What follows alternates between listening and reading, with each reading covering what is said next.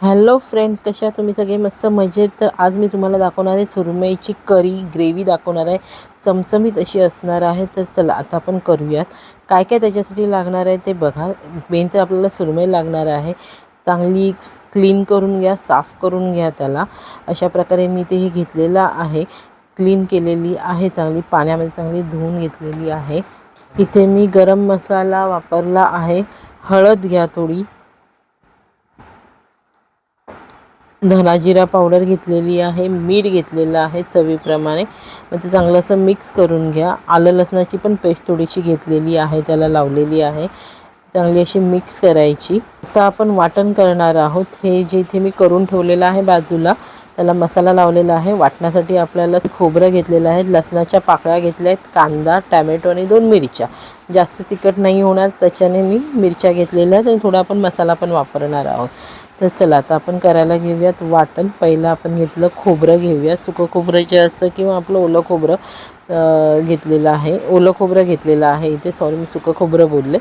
तर ते ओलं खोबरं घ्या. लसणाच्या पाकळ्या टाकायच्या आहेत. टोमॅटो घेतलेला आहे, एकच घेतलेला आहे. जास्ती गोड होईल म्हणून तो एक घेतलेला आहे. कांदा अर्धा, जसा छोटा असेल त्याप्रमाणे घ्या. एक अख्खा घेतला तरी चालेल. 2 मिरच्या, धने घेतलेले आहेत, हळद घेतलेली आहे आणि त्याचा आता आपण मिक्सरला चांगलं ग्राइंड करून घेऊया. तर हे अशा प्रकारे माझं झालेलं आहे. असा कलर येतो. तर बारीक असं करा, म्हणजे ते दाताखाली येणार नाही, असं खसखस लागतं नाही तर ना, म्हणून ते थोडं चांगलं बारीक असं करून घ्या. मग आता एका भांड्यामध्ये तेल घेऊयात. लसणाच्या पाकळ्या टाकायच्या आहेत, 5-6 घेतलेल्या आहेत. कांदा घेतलेला आहे. तो मी कांदा थोडा अर्धा कच्चाच ठेवणार आहे, पूर्ण परतवणार नाही आहे, त्यामुळे तो जरा क्रंचीनेस पण येतो कालवणाला. तर अशा प्रकारे मी घेतलेलं आहे. ते परतवून घेऊयात. थोडा खरपूस कलर आला की मग आपण बाकीचं सगळं त्याच्यामध्ये ॲड करूया. आता आपण जी खोबऱ्याची पेस्ट केलेली होती, ती आता आपण त्याच्यामध्ये ॲड करूयात. जे आपण कांदा आणि लसूण पोळलेला आहे त्याच्यामध्ये ती ॲड करायची आहे. ती पण चांगली परतवून घ्यायची. थोडी चांगली म्हणजे कलर ऑइल त्याचा सुटेपर्यंत परतवून घ्यायचं चांगली. आणि मग त्याच्यामध्ये आपल्याला मासे ॲड करायचे. त्याच्यामध्ये पण मी थोडे मसाले जिन्नस ॲड केलेले आहेत, तेही तुम्हाला व्हिडिओमध्ये बघायला मिळतील.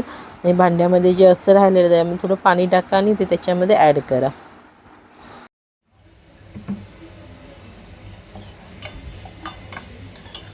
प्युरे ॲड केल्यानंतर परत चांगलं नीट परतवून घ्या. आपल्याला लागेल तसं पाणी घ्या त्याच्यामध्ये. जास्ती पातळ हवं असेल तर थोडं जास्ती पाणी करा. घट्टसर हवं असेल तर थोडं कमी पाणी ॲड करा. आलं लसूण पेस्ट मी ॲड करायची मगाशी राहिली होती, ती आता मी ॲड केलेली आहे. तुम्ही कांदा आणि लसूण जेव्हा करतो ना त्यावेळेलाच ॲड करा. तर ते चांगलं असं मिक्स करून घ्या आणि त्याला कड येईपर्यंत चांगलं गरम करा. आणि त्याच्यामध्ये मग आपला गरम मसाला ॲड केलेला आहे. मालवणी मसाला पण तुम्ही चालू शकतो, जर तुमच्याकडे जो अवेलेबल असेल तो मसाला घ्या. तिखट कसा आहे त्याप्रमाणे घ्या. इथे मी 1-1.5 चमचा घेतलेला आहे. हिंग घेतलेला आहे, ज्याच्याने आपल्याला पोटाला त्रास होणार नाही. त्यासाठी हिंग हे सगळ्याच्या ह्याच्यामध्ये जेवणामध्ये वापरायचंच आहे. आता आपण जी सुरमईला मसाला लावून ठेवला होता ती त्याच्यामध्ये आता आपल्याला ॲड करायची आहे, कारण हे चांगलं शिजलेलं आहे मसाला. हे माझे फ्रायसाठी मी करून ठेवलेले आहेत, ते नंतर मी फ्राय करणार आहे. आता पहिल्यांदा हे करी करून घेते.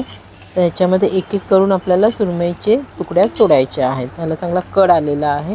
कड आल्यानंतर सुरमई करा, म्हणजे ते हे होणार नाही, फाटणार नाही. आणि इथे मी थोडं पाणी पण ॲड केलेलं आहे, जरा घट्ट म्हणजे ग्रेव्ही झालेली, त्याच्यामुळे मी थोडंसं पाणी ॲड करते. आणि आता आपण सुरमईच्या पीसेस ॲड करूया त्याच्यामध्ये. इथे मी अजून पाणी ॲड केलं म्हणून थोडं मीठ पण ॲड करते, म्हणजे ते बेचव होणार नाही. तर मसाला तर आपण आधीच टाकलेला आहे त्याच्यामध्ये. तर आता एक एक करून आपण सुरमईच्या तुकड्या त्याच्यामध्ये सोडूया. अजून एक ॲड करायचं आहे, म्हणजे आपल्याला कोकम ॲड करायचे. जर तुमच्याकडे आगळ असेल तर तुम्ही आगळ पण वापरू शकता. तर इथे मी कोकम ॲड केलेले आहेत.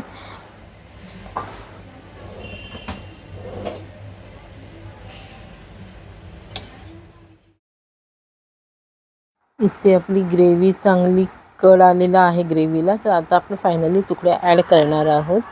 सुरमईच्या तुकड्या पीसेस आपण ॲड करूयात एक एक करून, म्हणजे ते फुटणार नाहीत. खोबरं पण चांगले शिजलेलं आहे.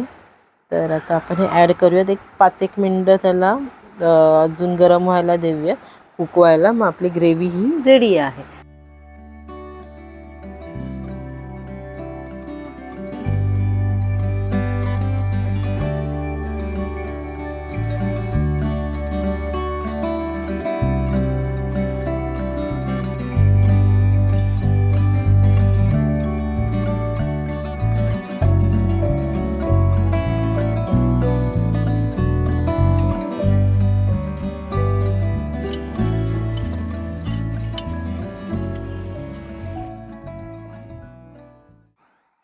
सगळ्यात एंडला आपण बारीक अशी कोथिंबीर ॲड करूया गार्निशिंगसाठी आणि त्याला चव पण चांगली येते. आणि मग ही अशी आपली ग्रेव्ही रेडी आहे. तुम्ही गरम अशा मऊसर भाताबरोबरही खाऊ शकता. सोबत भाकरी असेल, फिश फ्राय असेल तर मस्तच अगदी. तर चला आता आपण प्लेट हे करायला घेऊयात आणि मग आपलं हे करी रेडी आहे. बघा हे चांगलं शिजलेलं आहे. सुरमई करी रेडी झालेली आहे. व्हिडिओ आवडला तर लाईक, शेअर आणि सबस्क्राईब करा. आणि हे जर तुम्ही करून बघितलं तर मला नक्की कमेंटमध्ये सांगा की कशी झाली आहे ग्रेव्ही.